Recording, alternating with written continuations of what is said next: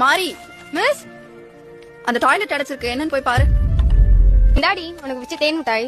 ஏய் தேவி இங்க வா, இங்க வான்றல.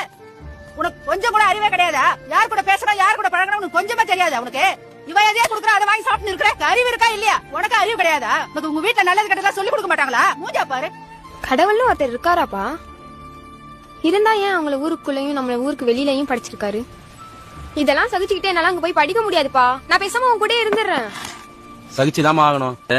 என் பாட்டன் என் அப்பன் கையில கொடுத்தான், என் அப்ப என் கையில கொடுத்தான். ஆனா என்ன ஆனாலும் சரி இத மட்டும் நான் உன் கையில கொடுக்க மாட்டேன் தாயி.